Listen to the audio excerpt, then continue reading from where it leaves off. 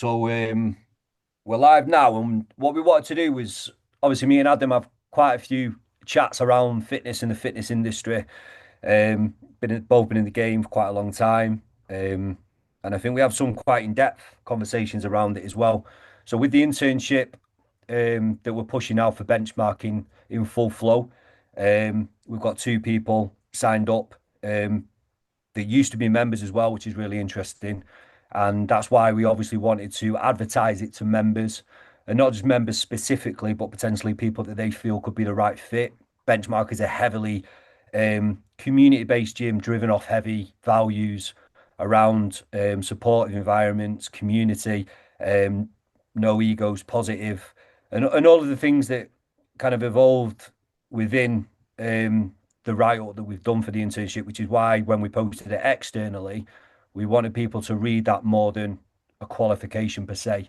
And that's something that I wanted to bring Adam in to have a conversation with him today, because I think Adam's very respected within our gym and outside of our gym for his qualifications, his knowledge, and his experience. But on the flip of that, obviously, what me and Adam have had conversations about is what we feel is missing from a qualification, and what we feel we can give from benchmark specifically from what our trainers do, from what we've already brought into process, from what Adam's brought in since he's been a part of benchmark, which has been huge. And just to go into a little bit more depth about even if you didn't have a qualification, how this internship could be of benefit to you in just allowing you to see how a successful gym operates or whether a career within fitness is the right thing for you. And I think very quickly, the thing I'll say is, especially with social media at the minute, you can get different opinions and different views of what is the fitness industry is. And this is some of the conversation me and Adam have on a like off the floor level, meaning just me and Adam as friends speaking about the world fitness at this minute in time and how social media is affecting it and not.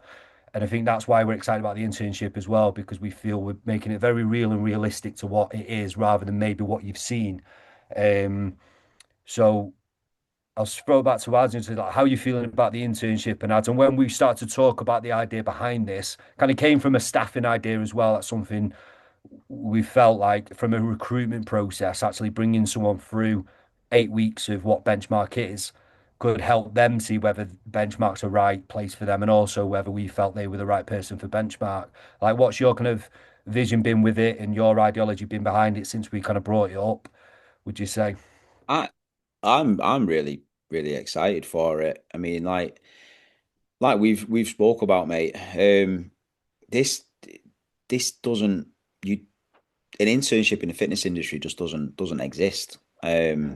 So, but the fitness industry is a proper mad industry because it's on its own. There's nothing else like the fitness industry when you really think about it.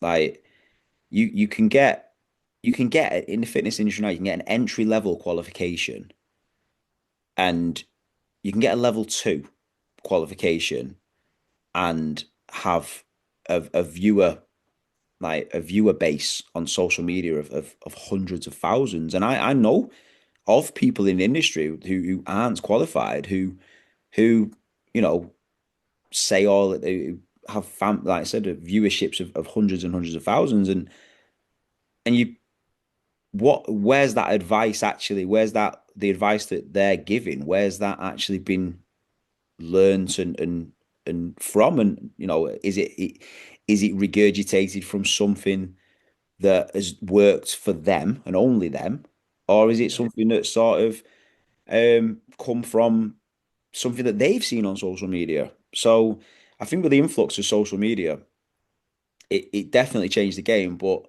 I often put the fitness industry and compare it to other sort of similar industries. It's like, hairdressing, barbering. You you wouldn't get a job in a top level salon with a level two in hairdressing.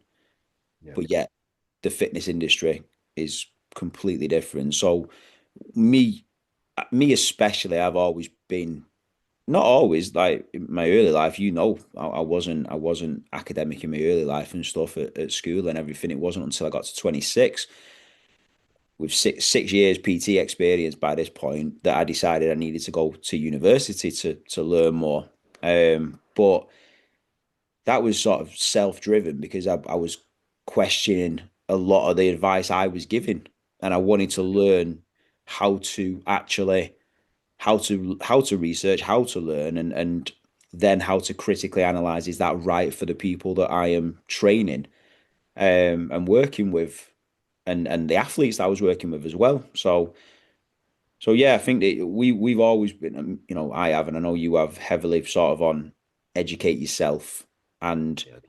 understand why you're doing stuff, and that's always been the message to the team at Benchmark. We say that, I say that a lot to them, um, and same with this internship. It'll hopefully give people more of a learning base to then go and apply a qualification to. Because that's another thing about a qualification. It's usually a level two or a level three is just heavily um, theory based, answer questions. What's this bone called? What's that muscle called? Um, Not much applicable knowledge.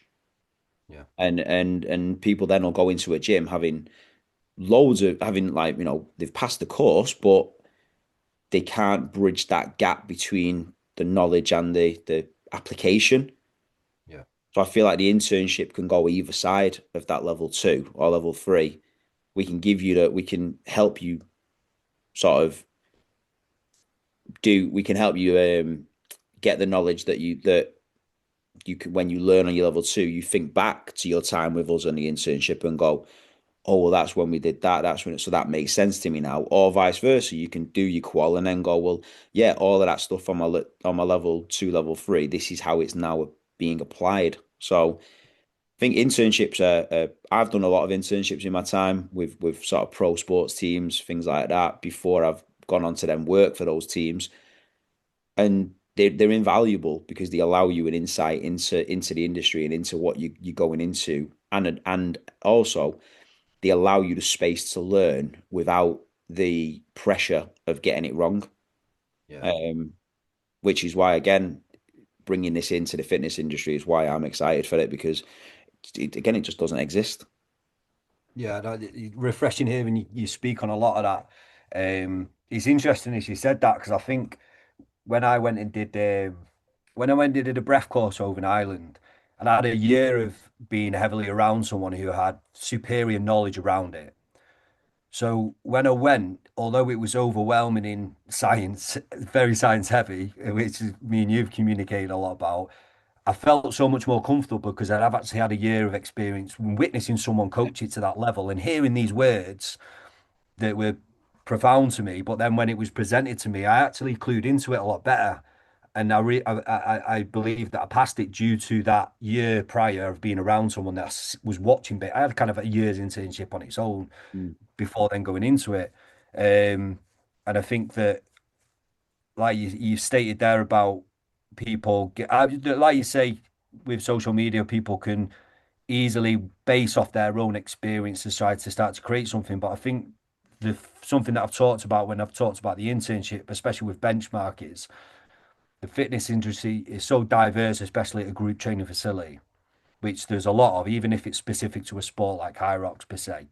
It's still now in this day and age, a lot of people are going in with injuries, different ages, different abilities, which is something you've always had concern about, not in a negative way, but to say like, are they understanding which individuals are coming in and what level they're at and how they're going to present programming or whatever it may be. And that's exactly what we do within benchmark in terms of, yes, this is the program, but we will build you up at the right pace, the level that's right for yourself and your ability. And that's what we're helping show someone on an internship. Like you couldn't potentially get a more diverse set of members within benchmark, but all holding the same values, which is what has helped us grow and we love.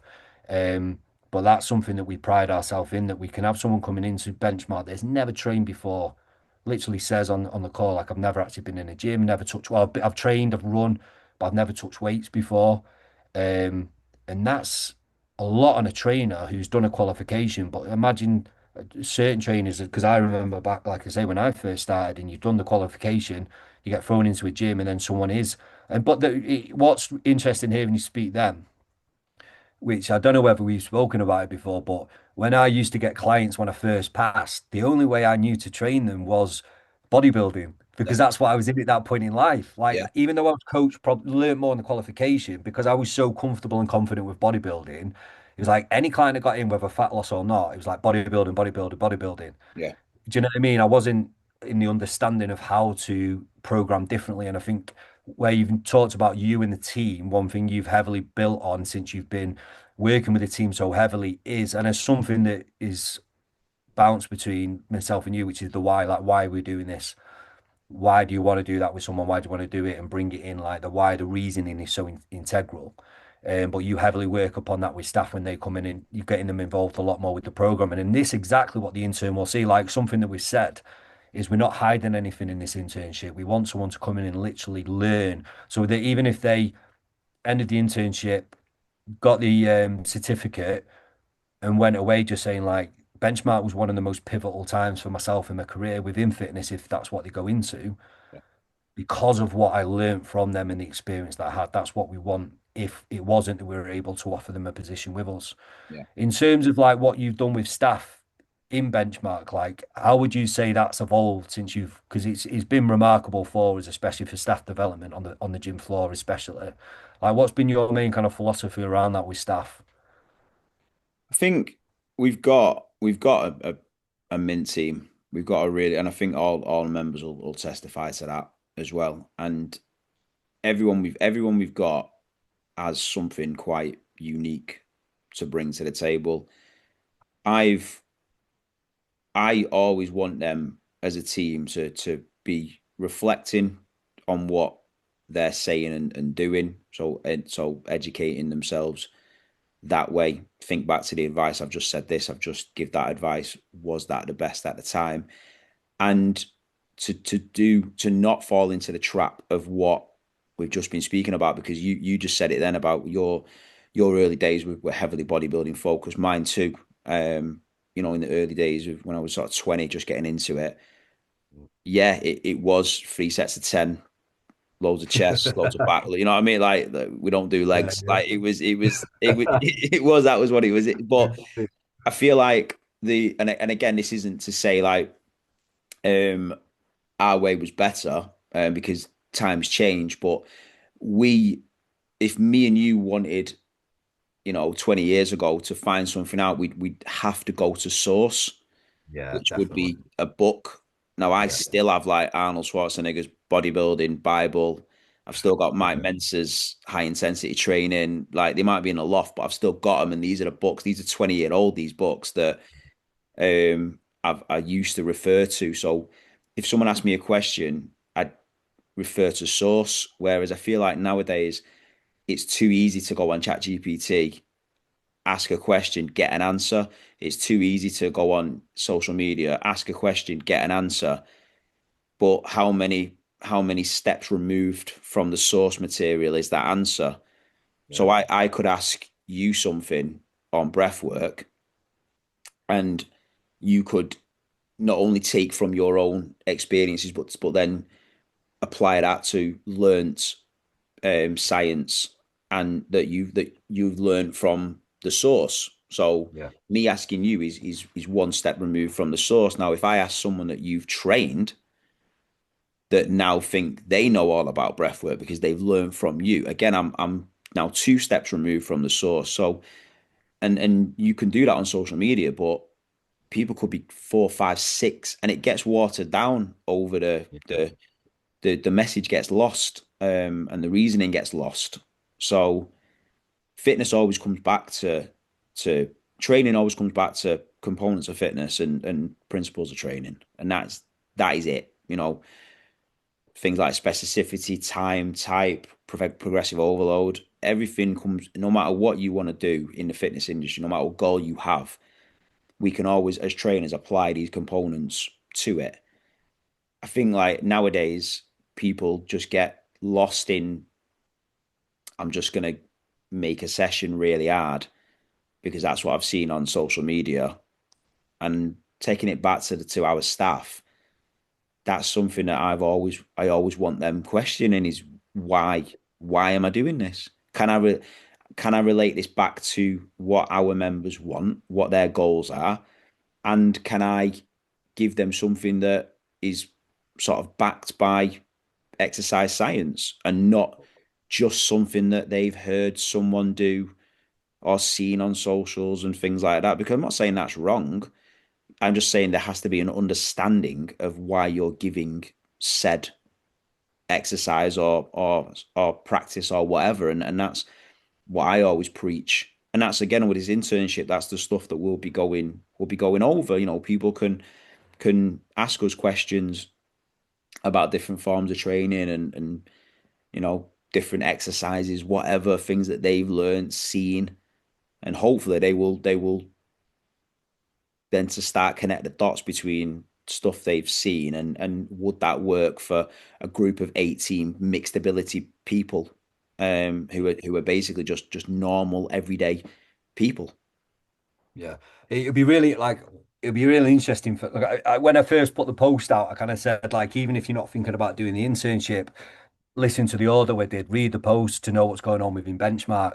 But the reason it'd be really nice for some members to listen to this, even if they weren't thinking of doing it, is to hear the depth that you're putting into developing staff. Does that make sense? Listening to you speak then Yeah, was like they probably just see the program, see the staff deliver it, or you deliver it, or and just think, oh, it's a program, but they don't understand the level of depth that you're yeah, putting in to help the program not only gain results for the member, but also progressively train our trainers to be the best they can be within this fitness industry. Because you're right, man. And like that's alluding back to social, man. You can pick up exercises or sessions, can be repeated, but again, the substance isn't there of like exactly that.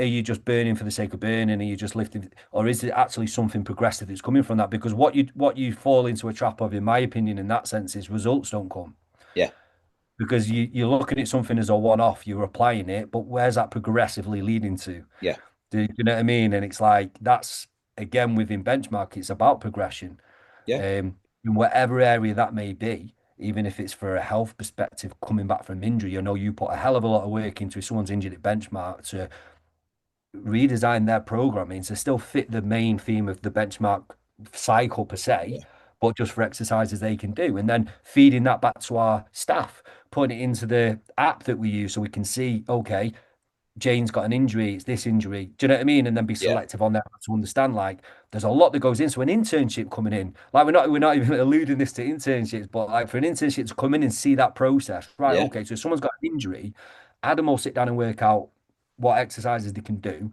I can look on an app and see, well, person's got this injury, and then also what the program for them is, which still aligns with this. yeah, And interns coming in and say, wow, man, that's crazy. That's phenomenal that that can be done. And they can still put out on. Do you see what I'm saying? Like, there's yeah, so yeah, many levels to what goes on the underneath the benchmark that a lot of people yeah. externally probably don't see. Do you see It's what I'm quite, saying?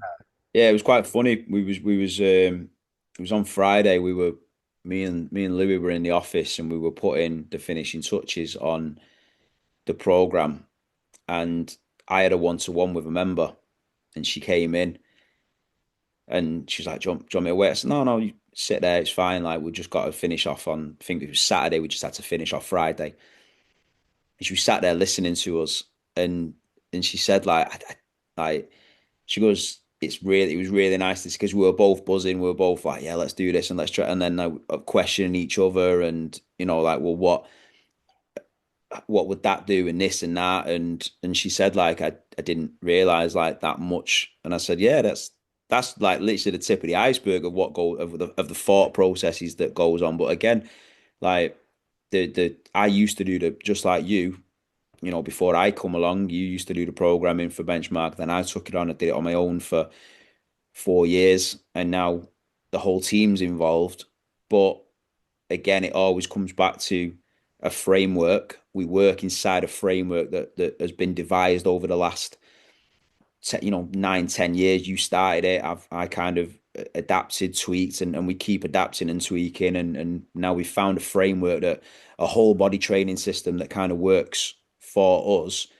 That when the other coaches are thinking about exercises, we're thinking about that framework. We're thinking about everyday life. We're thinking about what we want. And again, that's going back to the coaching and the internship. Like, that's what I want from the coaches to just think about think about why we're doing something, why we're giving something to someone, um, and then making the choice rather than I've seen this, I want to do this kind of thing. It's a reason why we took box jumps out of benchmark programming a long time ago, things like that. Yeah.